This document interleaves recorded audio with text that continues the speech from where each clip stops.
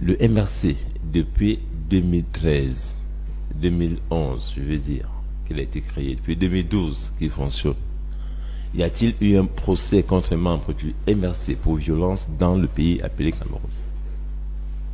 Y a-t-il eu un seul procès contre les militants du MRC pris en flagrant délit d'avoir même cassé une cuillère depuis 14 ans?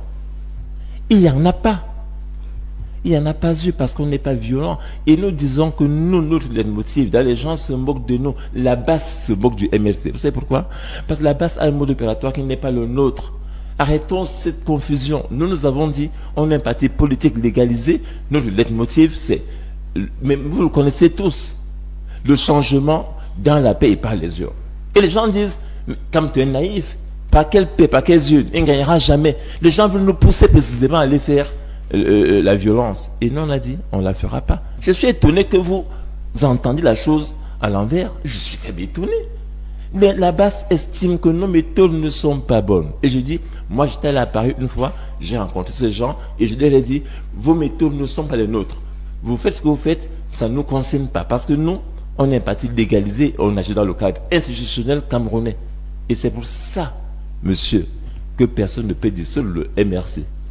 On ne l'a pas dissous, pourquoi? Parce que nous faisons des choses légales.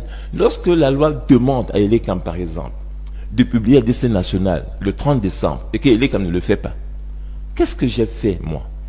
Nous sommes allés avec mes confrères au Conseil constitutionnel, dans une procédure légale prévue, porter notre revendication au Conseil. Maintenant, ça devient qu'on harcèle Elecam. Mais qu'est-ce qu'on fait finalement? Mais expliquez-nous, vous voulez qu'on fasse quoi au MRC? Le Conseil vous a donné la réponse de... Non, un ministre est venu l'autre jour, vous étiez là, vous avez entendu. Il est venu dire que le MRC harcèle Elecam, qu'on laisse Elecam travailler en paix. On n'a pas harcelé Elecam. On a été devant un juge pour demander que Elecam applique la loi, qu'Elecam exécute ce que le législateur camerounais. Notre loi a été votée, promulguée par le président de la République lui-même. Le président Paul Biya a promulgué une loi. Il est en rébellion contre Paul Biya. C'est ça la vraie question que le maire se pose. Et vous voyez, c'est nous qui sommes mis en défaut, c'est nous qu'on critique, c'est nous qu'on attaque. Mais pourquoi est-ce que Elecam ne le fait pas? Et vous voyez, quand nous disons c'est pas bien, on dit oui, ils font du populisme. Quand on dit une chose pareille, là je suis assis, on ne fait aucun populisme. C'est les idées reçues, je dis, non. Naturel, les Camerounais ont l'impression que... Les Camerounais n'ont pas cette impression. Même c'est une autre affaire. C'est une autre affaire. Il y a une décision qui a été rendue qui nous était défavorable. Mais on ne peut pas dire qu'on a commis une faute d'avoir été saisir un juge constitutionnel. C'est ça la question que je pose, monsieur. Et quand vous dites que les Camerounais perçoivent, quel Camerounais? Vous ne pouvez pas dire quel Camerounais. Nous avons, je rencontre des Camerounais du nord au sud, je voyage beaucoup dans ces pays. Je ne sais pas si quelqu'un voyage autant que moi dans ces pays. Je parle au Camerounais et je vois leurs problèmes, qui sont les mêmes d'ailleurs, voyez-vous. Et Taleb Koura dit une chose extraordinaire. Quand le courant est coupé, il est coupé pour tout le monde. Quand une route est mauvaise, elle abîme toutes nos voitures sans tenir compte. Et quand nous disons que nous voulons un Cameroun meilleur, on se met à dire, oui, ils veulent le chaos, ils veulent si. J'ai demandé tout à l'heure, donnez-moi un seul acte de violence commis par un militant du MRC dans le pays qu'on appelle Cameroun. Vous demandez qu'on réponde de la base. La base est au Cameroun. Maintenant, je parle à géostratégie, il faut faire attention quand même. Tenez compte, hein, parce que maintenant il faut faire un débat. Là, je sors du militant. Je sais le faire. Je sais le faire. Je peux devenir avocat. Dieu merci. Non, je sais le faire. Vous voyez, moi, j'ai mes amis du RDPC. Lui, c'est un petit. Lui, il est un petit. Moi, j'ai des amis des grands au RDPC. Mes amis, des grands. On n'a pas besoin de dire. Je le dis. Il doit le savoir. Il doit le savoir. Ils font comme si. On est des Camerounais, mais c'est logique, non? Très souvent posé. Je n'ai dit aucun mal. Je n'ai dit aucun mal. Je n'ai dit aucun mal. Je n'ai dit aucun mal parce qu'on fait comme si, sur nos MRC, on n'a pas d'amis RDPC. Je dis non, il vient de dire que nous ne faisons pas ça. Nous avons nos amis au SDF et au RDPC. C'est nos frères, c'est nos amis. Les Camerounais doivent apprendre à comprendre que on n'est pas divisé par la politique. C'est des idées qui diffèrent, mais que nous avons nos frères, nos amis, ma femme, nos femmes. Moi, j'ai des gens qui ont mari RDPC, femme MRC, même lit. Donc, c'est pour que les gens comprennent ce que je veux dire. Maintenant, je l'ai dit que l'intellectuel que je veux être l'avocat, c'est que pourquoi on n'a pas dissous la base en Europe? C'est parce que les critères qu'il y a en Europe ne sont les mêmes que ceux pour nous en Afrique. Voyez-vous, c'est très différent. Il y a, par exemple, en Europe, des ONG comme Greenpeace, qui souvent vont arraisonner les bateaux. C'est des actes graves, mais on n'a pas dit qu'ils sont des terroristes. Ils arraisonnent les bateaux. Greenpeace, vous le savez. Et il y a les femmes, par exemple, qui montent sur le marché. Ils font des choses incroyables. Mais aux yeux de ces gens-là, de l'Europe, ce n'est pas des criminels. Donc, ils ne peuvent pas considérer la BAS, parce que là, casser une ambassade comme étant des terroristes. Pour eux, ce n'est pas un acte de terrorisme. C'est une définition bien précise de terrorisme, voyez-vous. S'il vous plaît, non, laissez-moi terminer. Mais il y a des procès qui sont intentés contre maintenant, la preuve, c'est que lorsque il y a eu ces cas d'ambassade en Belgique et en France, il y a eu un procès qui a été initié dans ces pays-là contre les gars de la base, parce qu'on les a arrêtés, on les a identifiés, on les a jugés. Ceux qui avaient été, vous le savez très bien, oui. On les a jugés. Ils ont eu quoi? 3 mois de prison avec sursis, simplement. Voyez-vous? Donc, ce que vous considérez ici, nous, c'est grave pour nous, effectivement. Parce que pour moi, c'est grave qu'on casse une ambassade. Mais pour l'Européen ordinaire, c'est rien. On a giflé un président en France. Giflé. Je ne dis pas dire enfariné, giflé. Il y a eu un procès, il y a eu 3 mois de prison avec sursis. Il a giflé Macron. Donc, voyez-vous, notre perception n'est pas forcément la même que la leur. Et c'est pour ça que la base, pour eux, ne fait pas une activité criminelle. Parce que elle conteste peut-être avec... Mais pour sortir, c'est quand même une forme de je donne mon point de vue. Vraiment que c'est l'appréciation et le jugement de ce dictat. Ne dites pas non. Mais tout le monde donne son point de vue. Il va réagir. J'ai fini. Non, je l'ai fini. Je l'ai fini par la pour dire honnêtement. Honnêtement, il faut pas penser que quelqu'un supporte la violence. Non, surtout si elle est physique. Mais les ONG internationales, ces gens-là, c'est des activistes, comme on les appelle, ils ont des méthodes, vraiment parfois qui sont à la limite même, mais vous voyez bien que les condamnations pénales qui ont été faites n'ont pas été si graves que ça. Parce que nous, on dit au Cameroun que c'est des terroristes, le mot est sorti. Oh, en France, c'est des gens qui ont... Je voudrais bien qu'on soit clair. Maître Mayassim, vous semblez cautionner cette forme de jugement. Sont clairs. Les gens nous regardent. Parce que comme vous le dites, la légèreté du jugement... Vous ne comprenez pas. On est quand même à mon dos visant. Vous ne comprenez pas ce que je dis. Soyez clair et concis parce que ceux qui sont à la maison... Vous ne voulez pas dire après qu'on a traversé le cours. Vous n'avez rien compris à ce que j'ai dit. J'ai dit ceci. Qu'est-ce qu'il faut comprendre? Je n'ai pas dit que j'ai... Écoutez-moi, je n'ai pas dit... Je viens de dire que nous, les Africains, on a une perception qui n'est pas celle des Européens.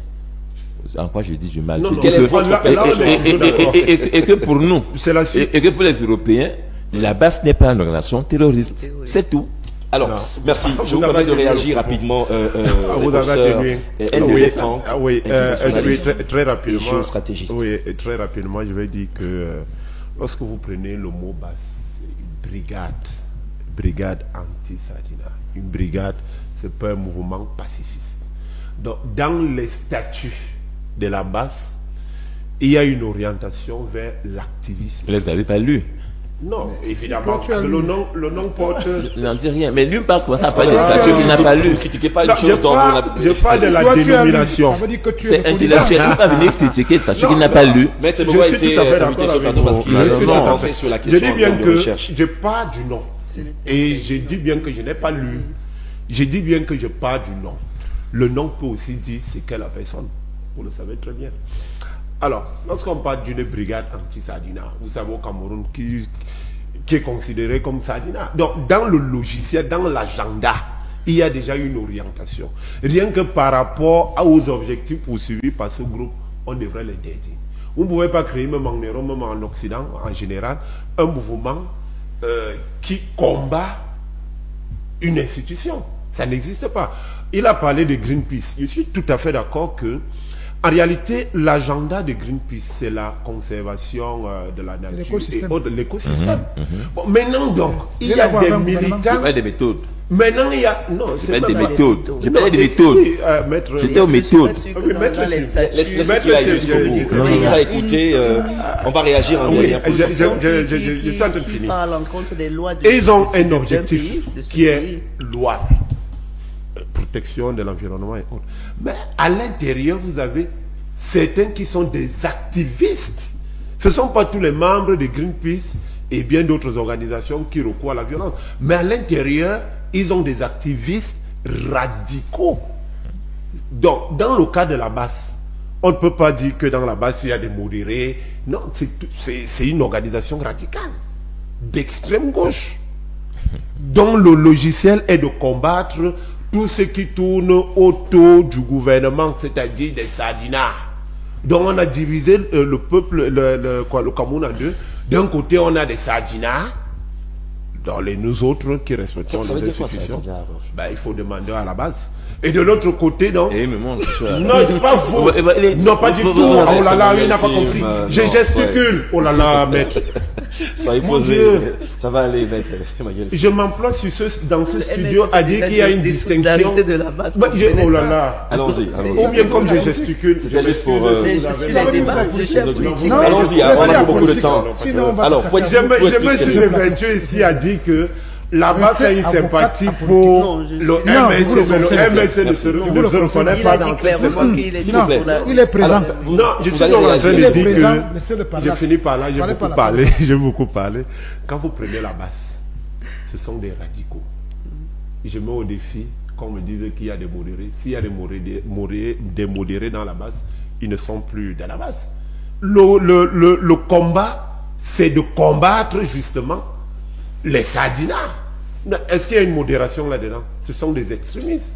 Bon, maintenant, je ne vais pas dire qu'ils sont des terroristes. Non, attention, c'est pas tout comme dans les terroristes. C'est pour ça que les autorités belges laissent faire les violences et tout. C'est pour ça.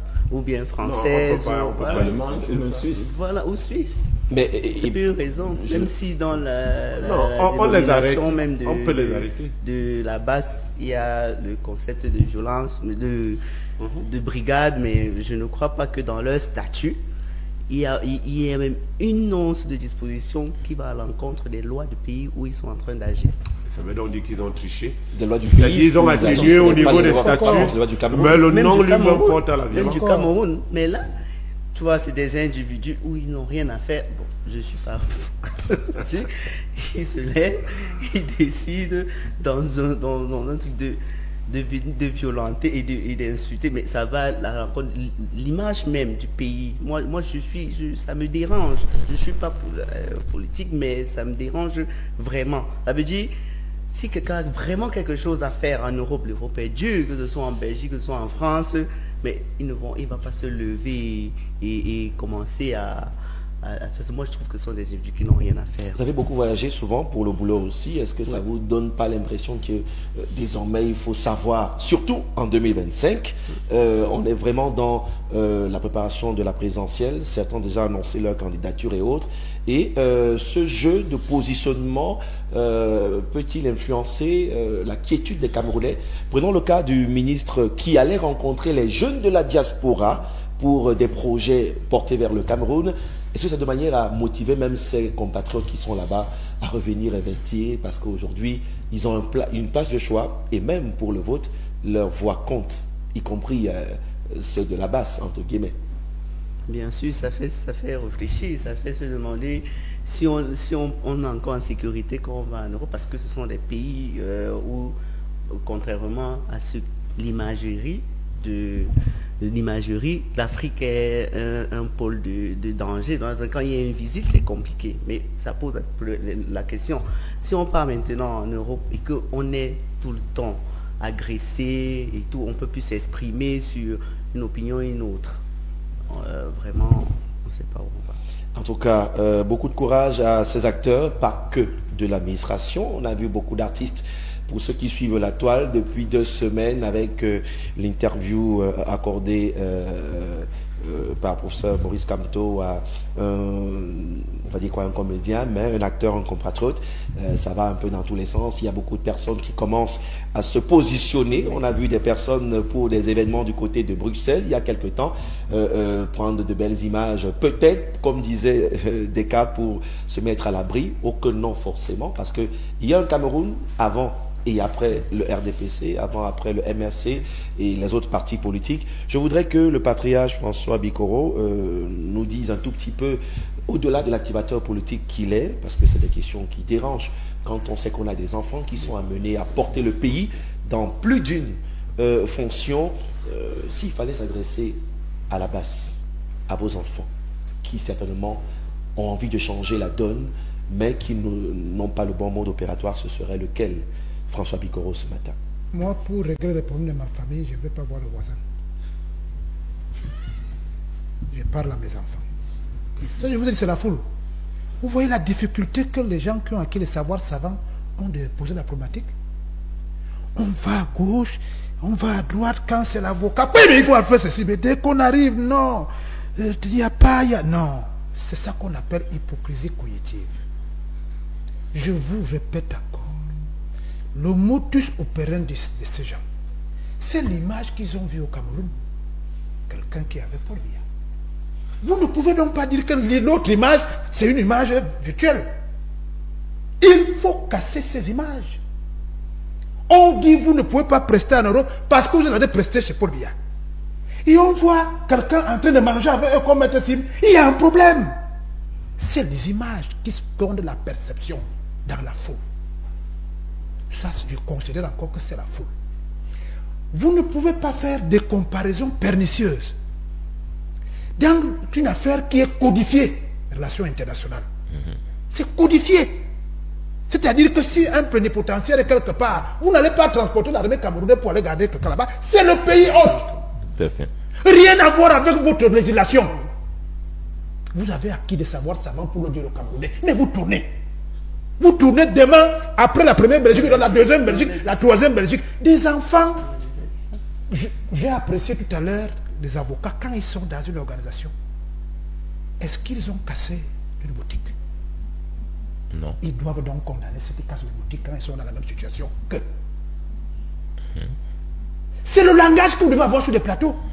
Le langage de RDPCAF. Vous envenimez une situation et vous risquez taper le caillou sur la dame Jeanne nue. La dame Jeanne nue de notre pays, c'est le tribalisme. Faites attention dans les narratifs. C'est le tribalisme. Et je vous ai dit qu'en période électorale, je ne fais pas ce genre de débat parce que je sais qu'après l'élection d'octobre 2025, comme après l'élection de 2018, on est revenu à la situation normale dans notre pays. Les limites conceptuelles, structurelles des acteurs politiques font qu'ils sont des imposteurs sur les plateaux. Moi je dis ce sont les images qui fondent les perceptions. Maître Sim, n'allez plus manger avec ses enfants et faites filmer. Non, je mange pas avec eux. C'était pour dire que c'est on m'a dit de donner un conseil à mes enfants. Je donne un conseil à mes enfants. Non, mais c'est pas que je parle de moi, je mange pas avec eux, c'est les Camerounais. Donc voilà. Parce que c'est les Camerounais. La perception de votre vis-à-vis en période électorale est celle qu'il a aujourd'hui. Et je dis, nous devons montrer qu'après notre débat d'idées que nous faisons, nous nous retrouvons pour redevenir Camerounais sains. Une compétition, ça a des règles. Ça a des règles. Il faut simplement apprendre à ceux qui regardent la compétition que quand vous voyez Nga nous donner un coup de poing, il n'est pas en guerre avec celui à qui il donne le coup de poing. Ce sont les règles de jeu. Est-ce que nous sommes prêts en période de 2025? Et je le répète, je ne le redirai jamais assez. Monsieur Paul Biya, en 43 ans, a bousillé 4 générations de rêveurs. Et les gens, même en vendant les cacahuètes, disent qu'ils peuvent aller étudier. Ceux qui avaient 10 ans, ont 50 ans, ils sont moins violents. Ceux qui avaient 20 ans sont encore un peu moins violents. Mais il y avait ceux qui avaient 30 ans, ceux qui avaient 40 ans. Ils ont dit ici, là et maintenant, derrière ligne droite. C'est eux qui font un narratif pour que si eux n'arrivent pas, ils vont aller à gauche. Et les réactions des uns et des autres, quand tu viens sur un plateau, tu pointes quelqu'un du doigt et on vous voit ensemble débattre. On parle de débat. Nous sommes ensemble pour débattre. Disons-leur que hier, on ne s'entendait pas sur 2 ou 3 petites choses. Nous sommes donc venus sur le plateau de Mokoko pour vous dire que voilà le process lorsque nous nous entendons pas sur 2 ou 3 choses. On s'assoit et on débat. Mais pour les pays amis, il n'y a rien à faire. Quand un plénipotentiaire et les plénipotentiaires... On a des images justement voilà, quand un plénipotentiaire, vous ne pouvez pas expliquer qu'un pays ami à 2, 3, 4 reprises ne rassure pas sur notre amitié. Et vous venez me dire que nous ne sommes pas des Belges. Nous sommes des citoyens des Nations Unies lorsque nous sommes dans leur pays. Et les Nations Unies ont codifié les relations, la sécurité et tout ce qu'on veut. Si on ne la respecte pas, quand on rentre au pays, ça renforce ce fameux sentiment anti-européen qui s'est réveillé dans le corpus africain depuis un certain temps. Vous ne pouvez pas nous apprendre la gestion, la gouvernance. Et dès que vous avez des petits problèmes avec nous, vous laissez faire 2 ou 3 petites choses. Et je ne voulais pas le dire. Les pays africains sont dans un éveil qui est lié à leur cosmogonie économique. Les gens avaient les méthodes avant. Ils croyaient qu'en écrivant un article dans Jeune Afrique qui dit que le président est dictateur, le lendemain, on prend les mallettes d'argent pour aller négocier avec cet État. C'est terminé. Les émulsions des jeunesses africaines, c'est pour eux que nous on parle ici, en leur disant la politique type occidental fait ici en Afrique, c'est le genre que vous voyez là. Mais après ça, les mariages exogamiques, les machins trucs font que si on vient voir le Camerounais lambda, là où il est ici au Cameroun, on va se rendre à l'évidence qu'en réalité, ce sont des trucs de politique politicienne. Et madame vous l'a dit tout à l'heure, il faut aider les autres à comprendre. Non, c'est M. Sim qui l'a dit. Leur législation. Donc là-bas, oui, ce n'est pas condamnable, c'est la Belgique. Mais nous ici, on n'a pas le droit de ne pas dire, jeunes gens, les personnes qui vous disent qu'elles vont changer le Cameroun en 3 ou 4 minutes, elles étaient au mariage de celui que vous dites qu'on ne doit pas aller à son mariage. Parce que vous savez très bien que vous me fréquentez chaque 10 minutes. Nous mangeons ensemble, nos enfants se connaissent. Mais dès qu'il y a une situation comme ça, dites-leur que le week-end, Sim et Bikoro se retrouvent à un endroit à Yaoundé qui est un grand carrefour. Oui, c'est cette hypocrisie-là qui n'est pas bon. Il faut le dire. Non, moi, je l'ai dit. Dès que quelqu'un porte votre effigie, dites-lui ne porte plus mon effigie. C'est mal perçu par mon vis-à-vis lors de l'élection présidentielle. Il faut le lui dire. Parce qu'en laissant, en utilisant un français compliqué, ça fait que le type ne comprend même pas le geste que tu lui fais. Tout ce qu'on demande, c'est que quand il s'agit du Cameroun, Maître Sim, mon petit frère, vraiment, ne blaguons pas. Comme je l'ai dit tout à l'heure en ce qui concerne les forces de maintien de l'ordre et de sécurité. Au moment où on fait un débat, ils sont en brousse. Ils nous écoutent. Lui, il n'a pas tapé un avocat. Et quand il apprend que les forces de maintien de sécurité sont... Il dit, qu'est-ce que moi je fais en brousse pour garder le Cameroun? Chaque fois qu'on se retrouve, disons-leur, vous faites très bien votre travail. C'est à cause de votre travail que Moukoko nous appelle ici chaque jour. On ne peut pas dire que le pays est celui que les enfants là croient que c'est. François Bikoro, merci pour cette conclusion. Je voudrais quand même ensemble encore regarder encore ces images qui ont fait la une malheureusement de ce début de semaine. Beaucoup de réactions, je en dirais peut-être une ou deux. Il y a Marwan Taha qui dit même si c'est Maurice Kamto qui gagne les élections à la présidentielle en 2025, bon, encore qu'on ne sait pas s'il est éligible, et même s'il gagne et qu'il gère mal, la base va tomber sur son admiration. Il y a beaucoup d'autres qui ont réagi, qui vous disent c'est incroyable, impensable, on n'est tous pas d'accord pour ce qui se passe au pays, mais pas de la sorte. Et quand on revoit ces images, peut-être, Dieu merci, ce n'était que de la farine, mais imaginez qu'on soit en train d'user des objets tranchants durs, voilà, des ministres qui auraient été livrés à une vindicte populaire, en mondovision, filmés, diffusés, pour dire aux autres que c'est nous qui décidons. Cette image, non, non, et je suis d'accord que Maître Sim l'admette et reconnaisse aussi que le MRC devrait condamner, il n'y a pas eu un communiqué après, mais selon leur vision, leurs idéaux, ils condamnent toute forme de violence. Mais après cet acte, il est clair que sur toutes les sorties qui ont émaillé la scène autant publique, politique ou administrative, ce genre de comportement n'honore pas le pays. C'est nos frères, c'est nos amis, c'est nos parents qui sont allés en Europe pour peut-être chercher meilleur ailleurs, sauf que malheureusement, on se retrouve face à eux et j'espère que le pays va aller dans le sens du respect